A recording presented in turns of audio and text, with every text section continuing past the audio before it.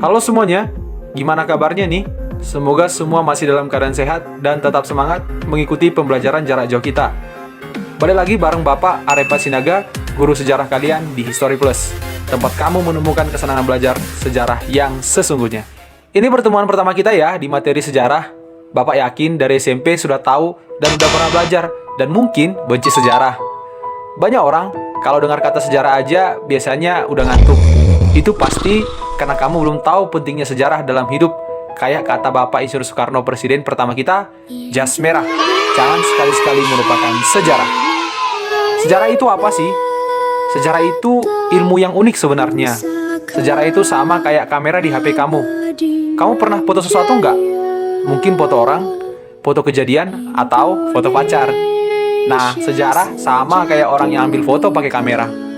Melalui hasil foto, kita bisa tahu siapa objek yang difoto atau apa objek yang difoto. Kita bisa tahu usia orang yang difoto, bisa tahu kapan foto itu diambil, terus siap difoto, kita simpan di galeri handphone kita, sama kayak orang nyimpan benda bersejarah di museum.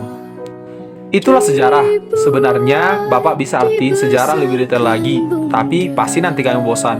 Pokoknya, sejarah itu tujuannya adalah melihat dan pelajarin peristiwa di masa lampau dengan berbagai tujuan.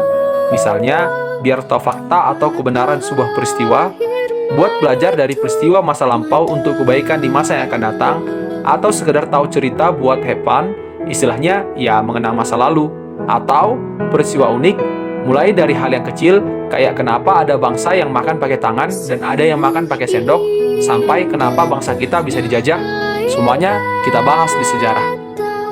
Sejarah sebenarnya nggak melulu soal perang dan penjajahan. Sejarah itu luas sekali.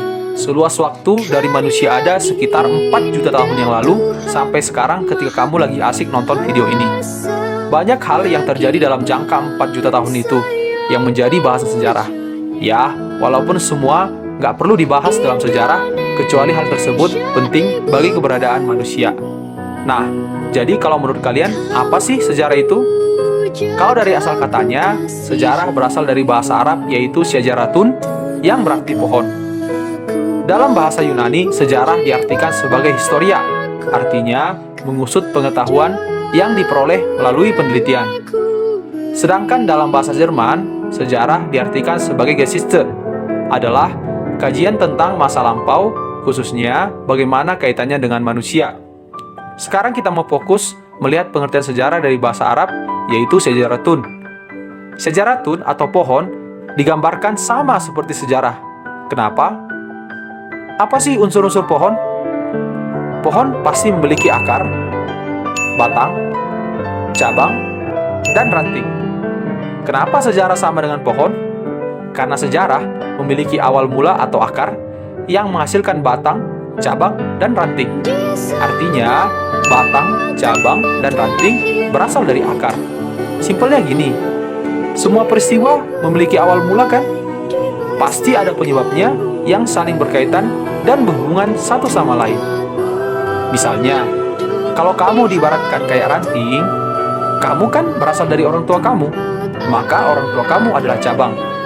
Orang tua kamu berasal dari kakek dan nenek kamu, maka nenek dan kakek kamu adalah batang.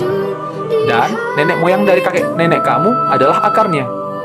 Bila tiada nenek moyang dari kakek nenekmu, maka kamu sudah pasti tidak akan ada. Betul bukan?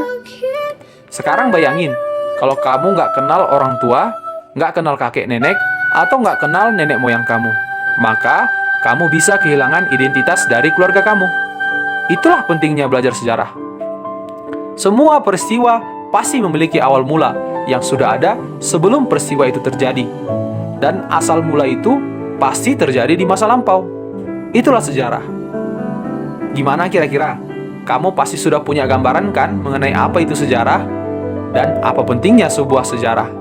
Sampai di situ dulu penjelasan saya.